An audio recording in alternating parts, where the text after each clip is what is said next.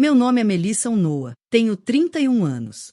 E em 18 de outubro de 2025, meus pais boicotaram meu casamento. O casamento que eu planejei por meses com 200 convidados, simplesmente porque me recusei a mudar a data para acomodar as férias da minha irmã em Maldivas. Eles nem apareceram. 2 assentos na primeira fileira permaneceram vazios. Todo mundo viu. Todos entenderam. Antes disso, meu pai havia me dito claramente: se você não mudar a data do casamento, não espere que a gente esteja lá. Nós vamos te ensinar uma lição. E eles cumpriram a palavra. Os sussurros começaram antes mesmo da cerimônia iniciar. As pessoas tentavam agir normalmente, mas a ausência deles era um vazio grande demais para ser ignorado. Eles não faziam ideia sobre o meu marido, James. Eles não sabiam o que ele havia descoberto. E eles definitivamente não sabiam que, às 8h23 daquela noite, ele se levantaria na nossa recepção e contaria a todos naquele salão uma coisa. Uma coisa que tenho certeza que meus pais nunca quiseram que ninguém soubesse. Esse foi o momento em que tudo mudou. E quando digo tudo, quero dizer a reputação deles, os negócios deles e o controle deles sobre a minha vida. Foi o que aconteceu. Tudo começou como qualquer boa história, com esperança. 17 de dezembro de 2023. James me pediu em casamento no Parque Ibirapuera, em São Paulo. Foi simples, perfeito. Uma manta sob as árvores, luzinhas que ele mesmo pendurou e um anel que a avó dele usou por 60 anos. Quando eu disse sim, me senti a mulher mais sortuda do mundo. Na manhã seguinte, liguei para meus pais. Minha mãe chorou. Lágrimas de felicidade, eu pensei. A voz do meu pai foi calorosa, quase orgulhosa. Melissa, ele disse, estamos muito felizes por você. Nós vamos ajudar no que pudermos. Eu deveria ter gravado aquela ligação. Eu deveria ter salvado, mas não sabia que ainda precisaria de provas de bondade. Uma semana depois, minha mãe mencionou o assunto durante o almoço na casa deles nos Jardins, em São Paulo. A casa onde eu cresci, com bancadas de mármore e tetos abobadados, o tipo de casa que grita sucesso. Meu pai, Lawrence, é dono de 3 concessionárias de carros em São Paulo. Toyota, Honda, tudo. Eles não são bilionários, mas têm uma vida confortável. Muito confortável. Minha mãe, Diane, colocou a taça de vinho na mesa e sorriu para mim. Melissa, querida, seus avós deixaram algo para isso, para o seu casamento. Eu pisquei. Como assim? Uma poupança que eles fizeram, ela disse como se fosse óbvio. Quando a vovó e o vovô faleceram em 2019, eles tinham reservado dinheiro especificamente para isso. R$ 120 mil para o casamento do primeiro neto. Minha garganta apertou. Sou eu. Sim, querida. É você. Senti lágrimas ardendo nos olhos. Meus avós já tinham partido há quase 5 anos. Mas naquele momento, eu o senti. Senti o amor deles alcançando o futuro através do tempo. Eles queriam isso para mim. Eles planejaram isso. Nós vamos garantir que você tenha um casamento lindo, meu pai acrescentou do outro lado da mesa. Ele estava rolando a tela do celular, mal olhando para cima, mas o tom dele era definitivo. Você é a primeira neta a se casar. Esse dinheiro é seu. Abracei minha mãe. Agradeci ao meu pai. Saí flutuando daquela casa pensando, pela primeira vez eles me veem. Pela primeira vez, eu sou a prioridade. Eu deveria saber que não. Em abril de 2024, James e eu já tínhamos visitado 11 locais de casamento. Estávamos exaustos. A maioria dos lugares estava totalmente reservada ou extremamente cara, ou simplesmente não era o que queríamos. Então encontramos o Tivoli Mofarrés São Paulo, o salão panorâmico, luzes do lado de fora, vista para a cidade, capacidade para 200 convidados. Entrei e senti. Era o lugar. Ficaremos com ele, disse a coordenadora, Jenna Morrison, uma mulher na casa dos 40 anos com olhos gentis e uma agenda de couro. 18 de outubro de 2025. Jenna sorriu. Perfeito. É daqui a 18 meses. Você é esperta por reservar cedo. Casamentos na primavera aqui esgotam rápido. O sinal era de R$ 8.500, não reembolsável. James e eu dividimos de nossas economias. Assinamos o contrato em 3 de abril de 2024. Mandei uma foto do salão para meus pais. A resposta da minha mãe veio em minutos. Querida, o local está deslumbrante. 18 de outubro é perfeito. Primavera, clima ameno, fotos lindas. Mal podemos esperar para celebrar você. Salvei esse texto. Não sabia por que na época. Talvez uma parte de mim já sentisse a tempestade chegando. Minha irmã Claire tem 28 anos, 3 anos mais nova que eu, mas você pensaria que ela é da realeza pelo jeito que meus pais a tratam. Ela é influenciadora de estilo de vida. 156 mil seguidores no Instagram em Claire Luchliff. Ela posta fotos de pores do sol na Bahia, cafés em Campos do Jordão, retiros de bem-estar em Minas Gerais. O tipo de conteúdo que faz você sentir que sua vida é entediante. Ela nunca teve um emprego de verdade. Meus pais financiam tudo. Aluguel, carro, viagens. Eles chamam isso de apoiar os sonhos dela. Eu chamo de bancar. Crescendo, Claire teve aulas de balé, aulas de piano, acampamento de arte em Paraty. Eu ouvia: Melissa, você é tão responsável, não precisa de ajuda. Quando me formei na faculdade com honras, meu pai disse: que bom, querida. E voltou a ver futebol. Quando Claire postou seu primeiro vídeo no Instagram que teve 10 mil visualizações, meus pais fizeram um jantar. Aprendi cedo que eu não era filha de ouro. Eu era confiável, a que ficaria bem. Num domingo de família em meados de 2019, estávamos todos na casa dos meus avós, antes de eles falecerem. Lembro como se fosse ontem. Minha avó, Dona Teresa, me puxou para um canto enquanto meu avô, seu Joaquim, cochilava na poltrona. Ela tinha os olhos cansados, mas lúcidos, e segurou minha mão com uma força que não correspondia à fragilidade dos seus 80 anos. Melissa, ela disse baixinho, eu e seu avô temos uma poupança para você. Não é uma fortuna, mas é nosso suor. Queremos que você use para começar sua vida de casada, quando chegar a hora. Não conte para ninguém, principalmente para sua mãe e seu pai. Eles têm suas próprias ideias sobre dinheiro, mas esse é nosso presente para você. Na época, fiquei emocionada, mas achei que era coisa de velha, um carinho. Guardei segredo, como ela pediu. Quando eles faleceram no final de 2019, o inventário foi aberto. Meus pais, como filhos, ficaram responsáveis pelos bens. A poupança, que descobri depois ser de R$120 mil, estava em nome deles, mas com uma carta simples, escrita de próprio punho pelo meu avô, dizendo que o dinheiro era destinado ao casamento da primeira neta. Meus pais disseram que iriam honrar a vontade dos avós. Eu acreditei. Em junho de 2025, Claire postou um story no Instagram que fez meu estômago embrulhar. Um vídeo dela pulando na cama, gritando. A legenda: acabei de reservar a oportunidade da minha vida. Maldivas, lá vou eu. Algumas coisas são simplesmente destinadas a acontecer. Não pensei muito. Claire estava sempre indo para algum lugar. Então, em 15 de julho de 2025, 3 meses antes do meu casamento, minha mãe me mandou uma mensagem: me liga sobre a data. Eu estava no trabalho. Saí para o calor de São Paulo. Telefone pressionado ao ouvido. Oi, mãe. O que houve? A voz dela estava tensa. É sobre a data do seu casamento. O que tem? Claire reservou uma viagem, um retiro de bem-estar em Maldivas. É uma oportunidade enorme para ela. Ela vai fazer networking com marcas importantes, criar conteúdo. É não reembolsável. Senti meu peito apertar. Ok. Quando é? De 12 a 26 de outubro. Silêncio. Mãe, é o meu casamento. Eu sei, querida. Por isso estou ligando. Você pode mudar? Talvez para novembro ou até o meio do ano que vem. Olhei fixamente para o estacionamento. Mãe, reservamos o local há 18 meses. Enviamos o Save the Dates para 200 pessoas em maio. O contrato das flores está assinado. Meu vestido está sendo ajustado. Tudo está confirmado. Eu entendo, mas isso é importante para Claire. Esta viagem custou R$25 mil. Melissa, se ela cancelar, esse dinheiro está perdido. R$25 mil por uma viagem.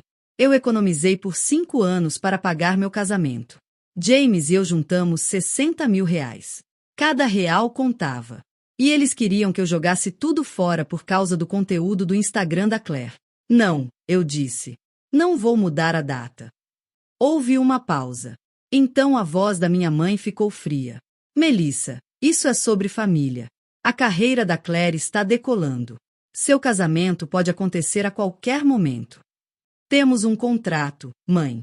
Perderíamos dinheiro. O local. Vou te ligar de volta, ela disse, e desligou.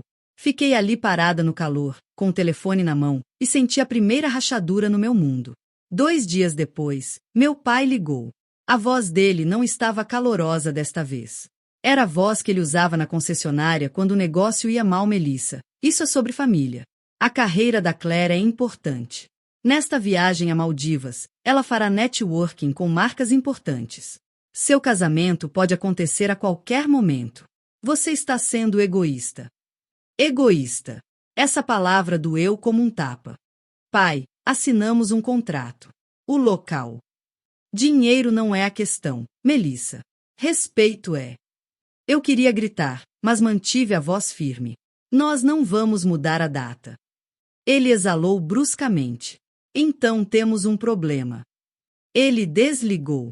Fiquei no meu apartamento tremendo. James entrou no quarto, viu meu rosto e me puxou para os braços dele. O que ele disse? James perguntou. Ele me chamou de egoísta. James me apertou mais forte. Você não é egoísta. Você está se defendendo. Há uma diferença. Eu queria acreditar nele. Mas uma parte de mim, a parte que passou 31 anos tentando ganhar a aprovação dos meus pais, sentia que talvez eu estivesse errada. Talvez eu devesse mudar a data. Talvez eu estivesse destruindo a família. Naquela noite, não consegui dormir. Em 22 de julho, meus pais exigiram uma reunião presencial.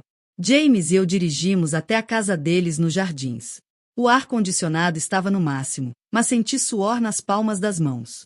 Claire também estava lá, em viva voz do Rio de Janeiro, onde estava hospedada com uma amiga. Dava para ouvir barulho de café ao fundo. Ela nem estava levando a sério. Minha mãe sentou-se à nossa frente, mãos cruzadas. Meu pai estava perto da janela, braços cruzados. Chegamos a um acordo, minha mãe disse, com a voz açucarada. Você muda o casamento para maio de 2026. Nós ajudaremos a pagar as taxas de alteração. Todos ganham. Olhei para James.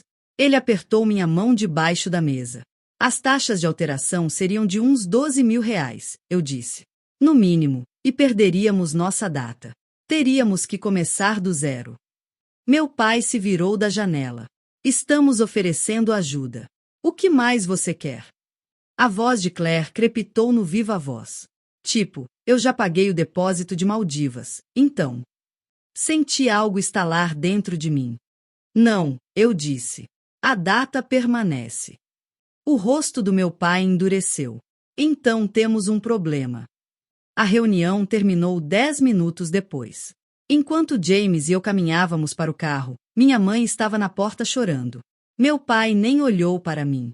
Na manhã seguinte, acordei com uma mensagem do meu pai. 6h52. Já que você escolheu esse caminho, não espere nosso apoio financeiro. Você está por sua conta. Sua mãe está arrasada. Espero que esteja orgulhosa de si mesma. O dinheiro que a vovó e o vovô deixaram, aquela poupança, era para um casamento que honrasse a família. Isso não se qualifica. Você não receberá nada. Li 3 vezes. Então mostrei a James. Eles podem fazer isso? Perguntei. James respirou fundo. Legalmente, o dinheiro estava em nome deles no inventário. A carta da sua avó não tem valor jurídico, é uma declaração de intenções. Infelizmente, eles podem alegar que precisaram usar o dinheiro para outras despesas. É uma questão de ética, não de lei. Senti um vazio. Ele estava certo. Não havia o que fazer. Por 47 dias, meus pais não falaram comigo. Liguei para minha mãe 6 vezes. Correio de voz. Liguei para meu pai 4 vezes. Direto para o correio de voz. Mandei mensagens. Confirmações de leitura mostravam que eles tinham visto. Sem respostas. Em 10 de agosto, mandei uma mensagem para minha mãe. Mãe, podemos conversar? Estou com saudades. Lida às 14h17. Sem resposta. Em 24 de agosto, adoraria ter vocês 2 no casamento, por favor. Entregue, não lida. Enquanto isso, Claire postou 34 posts no Instagram sobre a preparação de sua viagem a Maldivas. Meus pais curtiram cada um. Eles comentaram: tão orgulhosos de você, querida, você merece isso. Eles não reconheceram meus posts de contagem regressiva para o casamento, nem uma vez. James me viu definhar. Ele me abraçou quando eu chorei. Ele fez chá para mim quando não conseguia dormir. E ele começou a fazer algo que eu não sabia até muito mais tarde. Ele começou a prestar atenção. Em 8 de setembro, meu telefone tocou. Minha mãe. Meu coração saltou. Alô. Estática. Então a voz dela, fria. Nós iremos ao casamento, mas não espere que estejamos felizes com isso. Sentei no sofá. Mãe, eu só quero. Seu pai e eu discutimos isso. Estaremos lá porque a família aparece, mas não vamos fingir que isso está bem. Você escolheu sua data em vez dos sonhos de sua irmã. Ações têm consequências. Ela fez uma pausa. Não participaremos das fotos. Isto é para te ensinar humildade, Melissa. Humildade. A palavra do meu pai, agora da minha mãe. Eu queria dizer, vocês estão me punindo por ter limites. Eu queria dizer, isso não é humildade. É controle. Mas eu só disse, ok. Ela desligou. Fiquei ali sentada, com o telefone na mão, e me senti mais vazia do que nunca. Na noite de 20 de setembro, James chegou em casa com o laptop. Ele parecia diferente, concentrado. Senta aqui, ele disse. Preciso te mostrar uma coisa. Abriu uma planilha. Você se lembra de quando sua avó te falou sobre a poupança? Sim. E você confiava que seus pais iriam honrar isso? Sim. Pois é. Eu comecei a reparar nos posts da Claire. Aquela viagem de Maldivas. Ela postou foto da passagem. Primeira classe. Olha o valor estimado aqui. Ele mostrou uma captura de tela. Só a passagem, uns 12 mil reais. O resort que ela está, diárias de 3 mil reais. Ela vai ficar 15 dias. Estamos falando de 45 mil reais só de hospedagem, mais passagens, mais passeios. Uma fortuna. Eu não entendia onde ele queria chegar. E daí? Meus pais bancam tudo. Exato. Mas eles disseram que não tinham dinheiro para te ajudar com as taxas de alteração do casamento. E agora estão bancando uma viagem de luxo para Claire. Algo não fecha. Ele abriu o Instagram. Olha a data do post da passagem. 20 de julho. 2 dias depois da reunião em que eles disseram que não te dariam o dinheiro da poupança. Ele apontou para a tela. Coincidência? Talvez. Mas eu fui mais fundo. Lembra que sua tia Raquel comentou que seu pai estava com problemas de fluxo de caixa nas lojas? Isso foi em agosto. Pois bem, em setembro, a Claire posta isso. Era uma foto de um jantar num restaurante caríssimo em Maldivas. Como é que ele paga uma fortuna por uma viagem se está com problema de caixa? A menos que... Ele fez uma pausa. A menos que o dinheiro não tenha vindo do caixa das lojas, mas de outra fonte. Uma fonte que eles achavam que ninguém iria descobrir. Foi então que a ficha caiu. A poupança da minha avó. 120 mil reais. Meus pais disseram que não me dariam. Mas será que eles simplesmente pegaram o dinheiro e usaram para pagar a viagem da Claire? Você acha que eles... James balançou a cabeça. Não tenho provas. Mas a cronologia é suspeita. E tem mais. Sua mãe mandou aqueles e-mails tentando cancelar o casamento. Isso não é só birra. É desespero. Eles querem que você mude a data a qualquer custo. Por quê? Porque se o casamento acontecer, o dinheiro que era seu tecnicamente nem existe mais, e talvez alguém pergunte sobre ele. Senti um frio na espinha. O que a gente faz? A gente junta o que tem. Os e-mails, os posts da Claire com datas, o depoimento da sua tia sobre o problema de caixa. Não é prova de crime, mas é prova de caráter. E na recepção, a gente mostra. 8 dias antes do casamento, 10 de outubro de 2025, recebi um e-mail de Jenna Morrison, a coordenadora do local. Assunto: urgente, instruções conflitantes. Abri. Olá, Melissa. Espero que você esteja bem. Estou entrando em contato porque recebi algumas comunicações conflitantes em relação ao seu evento de 18 de outubro. Queria esclarecer diretamente com você antes de prosseguir. Veja os e-mails anexados. Por favor, informe como gostaria que eu procedesse. Obrigada, Gena. Anexados estavam 3 e-mails, todos da minha mãe. E-mail 1, 3 de setembro de 2025. Olá, sou Diane Unzueta, mãe da noiva. Precisamos discutir a transferência do evento de 18 de outubro para 2026. Quais são nossas opções? Por favor, ligue-me assim que possível. E-mail 2, 15 de setembro de 2025. Gena, entendo que há penalidades, mas isso é um assunto de família. Certamente você pode colaborar conosco. A noiva está cometendo um erro e estamos tentando protegê-la. Por favor, oriente. E-mail 3, 2 de outubro de 2025. Este casamento não deve prosseguir nesta data.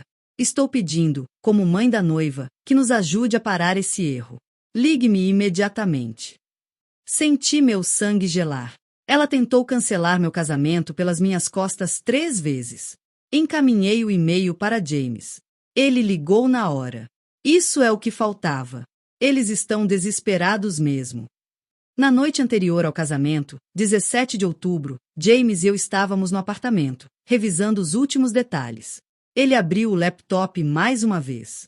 Olha, Melissa, eu sei que estamos fazendo a coisa certa, mas preciso te perguntar, você tem certeza? Depois de amanhã, não tem volta. A relação com seus pais pode nunca mais ser a mesma. Olhei para ele.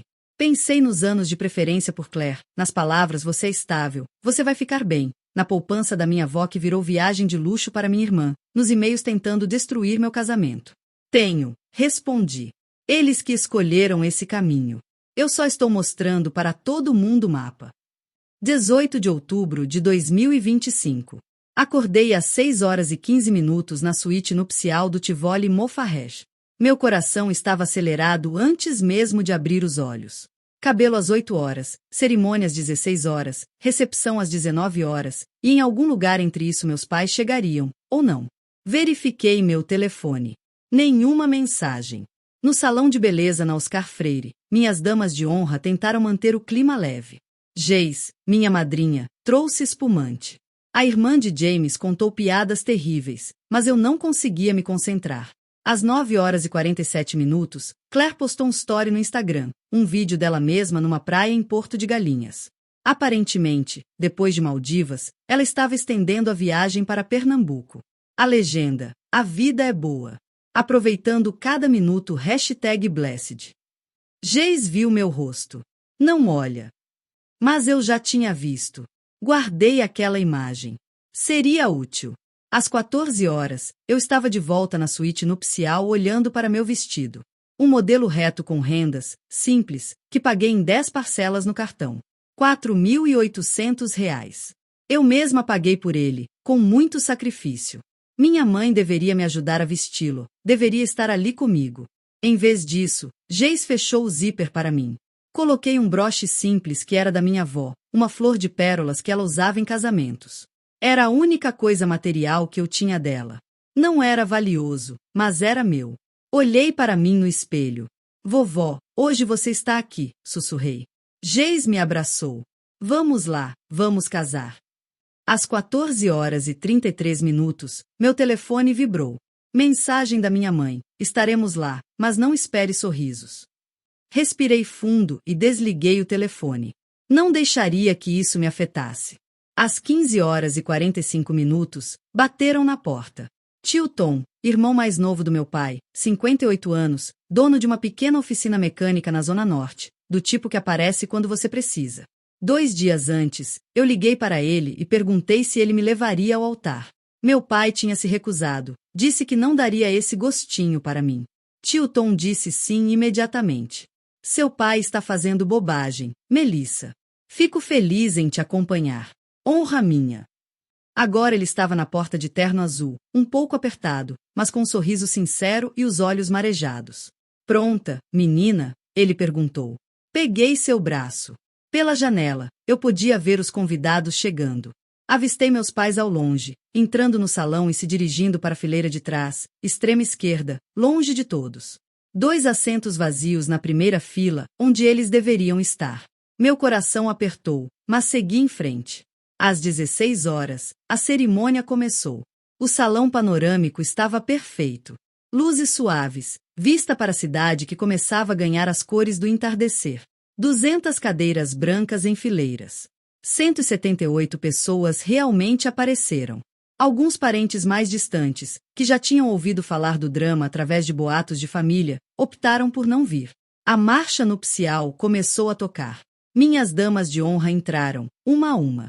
A florista, sobrinha de James de 6 anos, espalhou pétalas com uma seriedade engraçada. Então foi minha vez. Tio Tom e eu começamos a andar. Não olhei para a fileira de trás. Mantive os olhos fixos em James. Ele estava no altar em seu terno cinza, um pouco nervoso, mas com um sorriso que me deu forças. E quando nossos olhos se encontraram, ele fez um leve aceno com a cabeça. Você consegue, ele parecia dizer. O pastor Ricardo, nosso celebrante, um amigo da igreja que James frequenta, sorriu para nós. Amados, estamos aqui reunidos hoje para celebrar uma união. A cerimônia prosseguiu. Uma leitura de Coríntios, aquela sobre o amor ser paciente e bondoso, que sempre foi meu favorito. Uma oração. Então pastor Ricardo disse as palavras rituais, aquelas que sempre vemos em filmes. Se alguém tem objeções a esta união, fale agora ou cale-se para sempre. Silêncio. Prendi a respiração. Meu coração batia forte. Senti o olhar de alguns convidados se desviando discretamente para a fileira de trás, onde meus pais estavam. 5 segundos. 10. Nada. Apenas o silêncio, denso, mas finalmente seguro. Pastor Ricardo continuou, aliviado. A cerimônia seguiu seu curso. Trocamos votos que escrevemos juntos, promessas sinceras de parceria e respeito. Trocamos as alianças. Pastor Ricardo sorriu amplamente. Eu agora os declaro marido e mulher. Pode beijar a noiva. Nós nos beijamos, e a multidão finalmente aplaudiu, um som caloroso que quebrou a tensão. Olhei rapidamente para a fileira de trás. Meus pais estavam lá, sentados, com expressões fechadas, os braços cruzados, mas estavam lá. Não tinham feito cena. Um pequeno alívio. O coquetel aconteceu no terraço, das 16h30 às 17h30. O fim de tarde em São Paulo estava lindo, com o céu alaranjado. As pessoas bebiam espumante, comiam canapés e comentavam a cerimônia. Alguns olhavam discretamente para meus pais, que estavam num canto, isolados, falando apenas entre si. Eles não cumprimentaram ninguém, não deram um abraço em mim ou em James. Ficaram lá, como 2 estátuas de gelo no meio da festa. James circulou pela multidão, calmo e cumprimentando a todos. Mas eu o vi trocar um olhar rápido comigo. Era quase hora. Ele tocou no bolso do paletó, onde estava o pendrive com a apresentação. Eu assenti de leve. Às 18h30, entramos no grande salão de festas.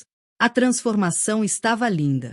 Luzinhas amarelas cruzavam o teto alto, criando um clima acolhedor.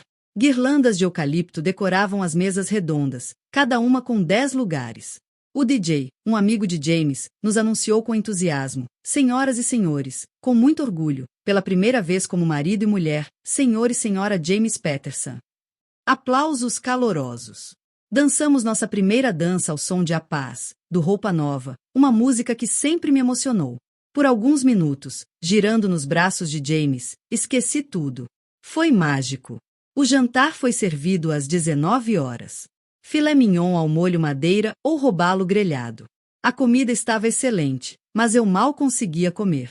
James também não. Ficamos de mãos dadas sob a mesa, esperando. Às 20h10, James pediu licença e foi falar com o DJ na cabine. Conectaram o laptop dele ao telão que estava num canto, preparado para passar um vídeo com fotos nossas. Carregou a apresentação. Era a hora. Às 20h15, os discursos começaram. Cole, o padrinho e melhor amigo de James, contou histórias engraçadas da faculdade, arrancando risadas da plateia. Depois foi a vez de Geis, minha madrinha de infância. Ela fez um discurso emocionante, falando da nossa amizade de mais de 20 anos, e terminou com saúde para os noivos, que comoveu metade do salão. Então o DJ anunciou, e agora, para encerrar a parte dos discursos, uma mensagem especial do noivo, James. James se levantou da mesa, ajustou o microfone no paletó e andou até o centro do salão, próximo ao telão. A sala ficou em silêncio, todos os olhares voltados para ele. Ele olhou para mim, e eu assenti, com o coração na mão. Ele se virou para os convidados.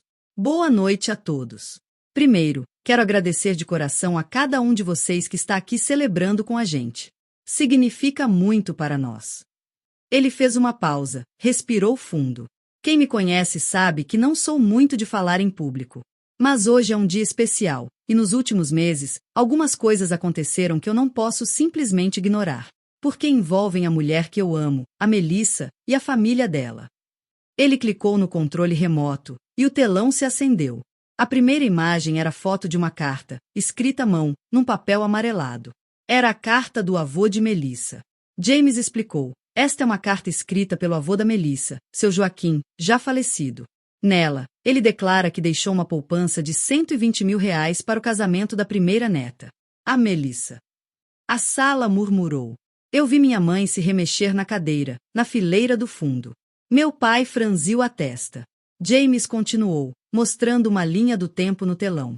Em 2019, os avós faleceram. O dinheiro foi para o inventário e ficou sob a administração dos pais da Melissa, Lawrence e Diane Unzueta. Ele mostrou a data do saque da poupança, segundo documentos do inventário que ele conseguiu com um primo que trabalha em cartório. Em julho de 2025, este dinheiro foi sacado. Próximo slide. Uma série de posts do Instagram de Claire, com as datas destacadas.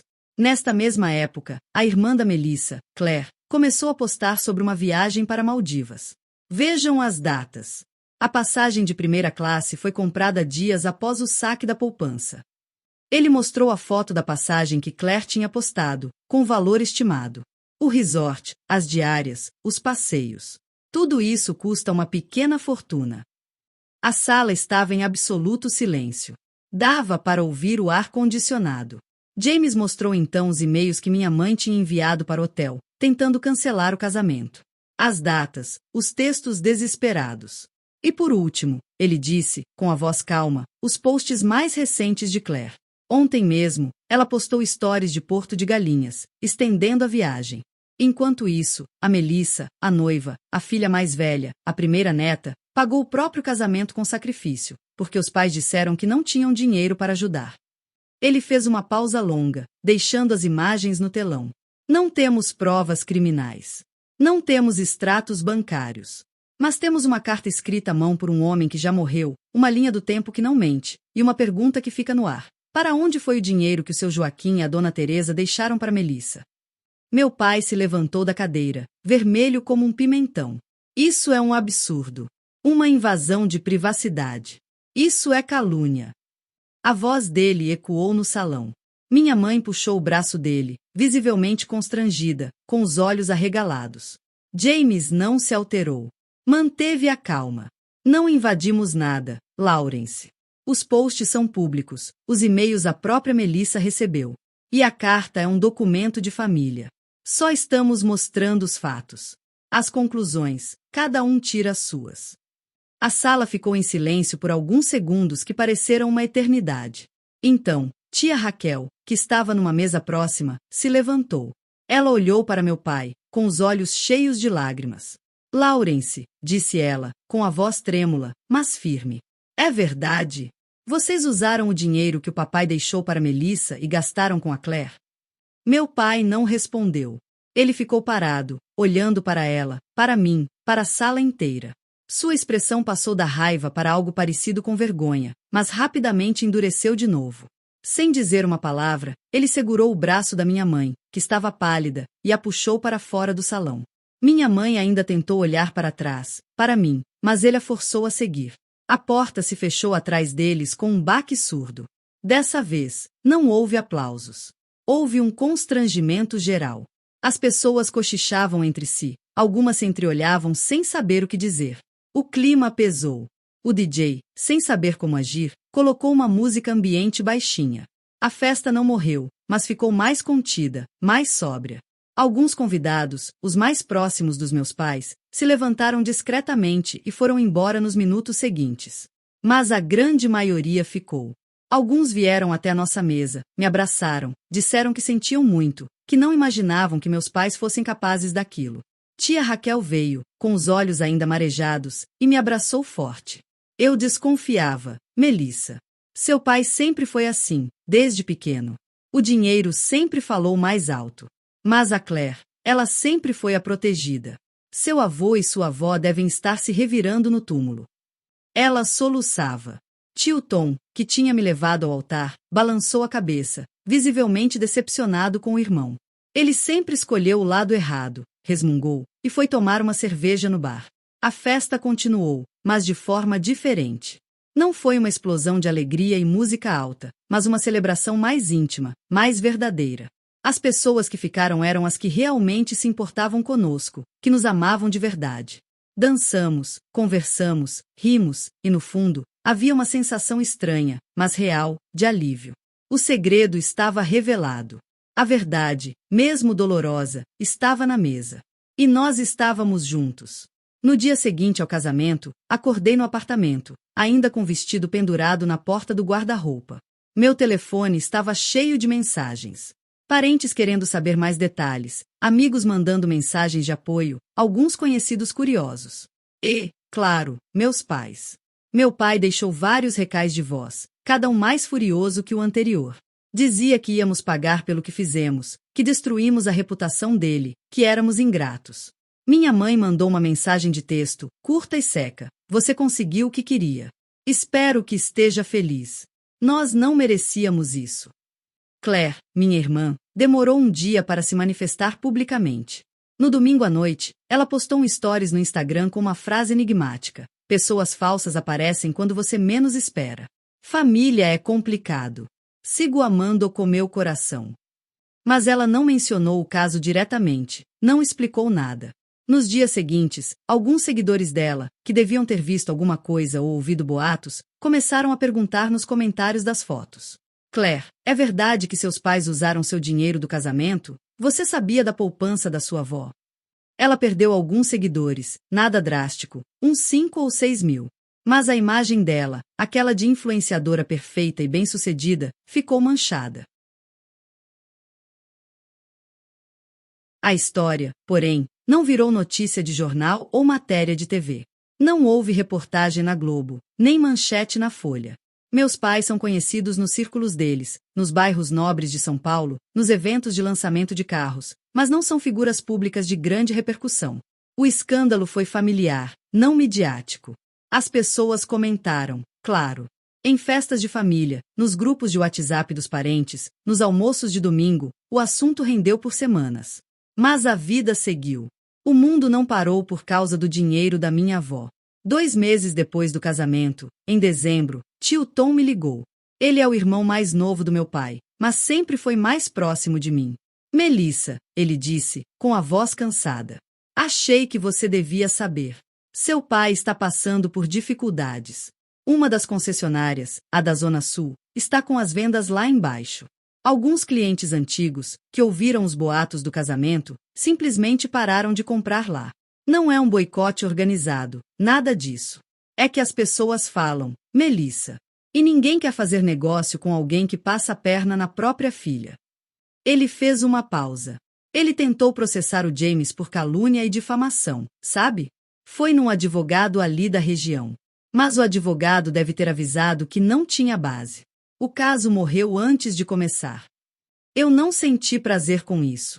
Não houve sensação de vitória. Só um cansaço profundo. E a Claire? Perguntei. Como ela está? Tio Tom suspirou. A Claire, ela ficou um tempo sem postar nada. Quando voltou, o tom era outro.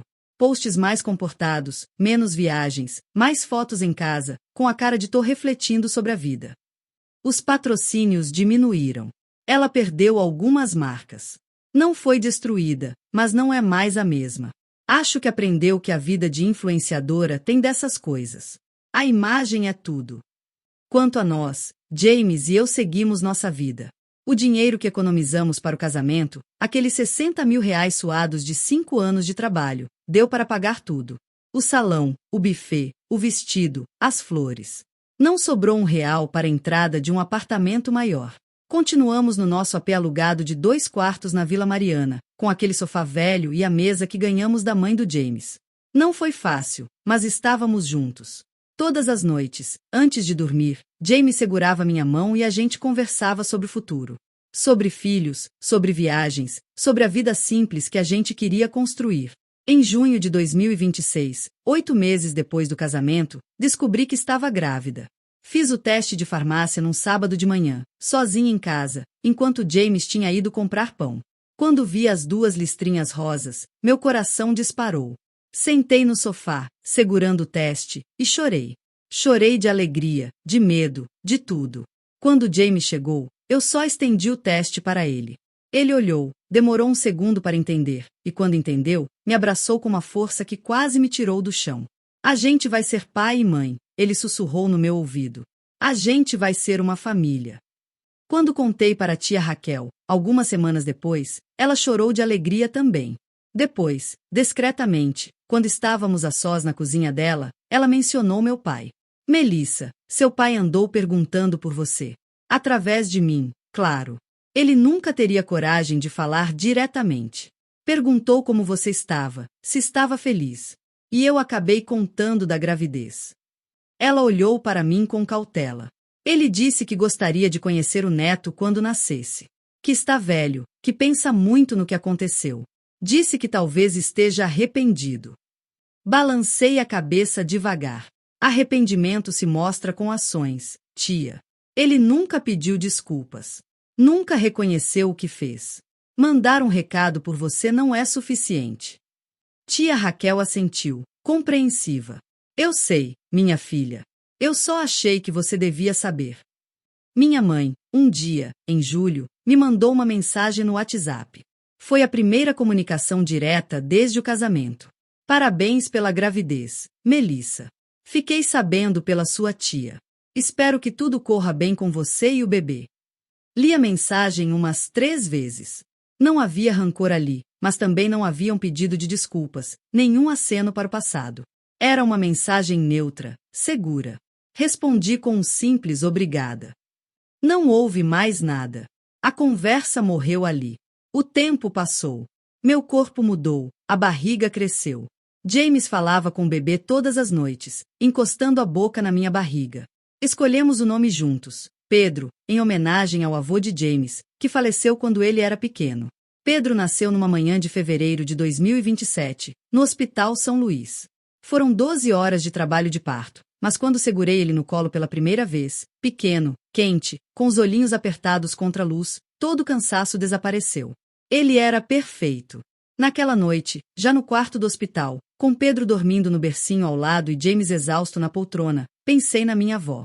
Lembrei da conversa na sala dela, anos atrás, quando ela segurou minha mão e falou da poupança. Use para começar sua vida de casada. Não foi o dinheiro dela que usei. Isso tinha se perdido no caminho, engolido pelas escolhas erradas dos meus pais. Mas usei a lição. Aprendi com ela que família se constrói com amor, com cuidado, com escolhas certas. Não com favoritismo, não com mentiras, não com controle. Olhei para Pedro dormindo e soube, com toda a certeza do mundo, que ele cresceria sabendo disso. Que James e eu faríamos de tudo para que ele se sentisse amado, respeitado, ouvido. Que ele nunca seria o filho que fica bem ou o filho favorito. Ele seria apenas o Pedro. E isso seria mais do que suficiente. Meus pais nunca conheceram o Pedro. Mandaram presentes 2 vezes, roupinhas e um carrinho, quando ele completou 1 ano. Devolvemos os 2. Não por raiva, não por vingança. Foi uma escolha consciente. Aprendi, depois de tudo, que não sou obrigada a manter perto quem só me trouxe dor, quem nunca reconheceu os erros, quem preferiu o silêncio ao pedido de desculpas. A família que a gente escolhe é mais importante do que a que a gente herda. E eu escolhi James. Escolhi Pedro. Escolhi a tia Raquel e o tio Tom e os poucos primos que estiveram ao nosso lado. Escolhi a paz.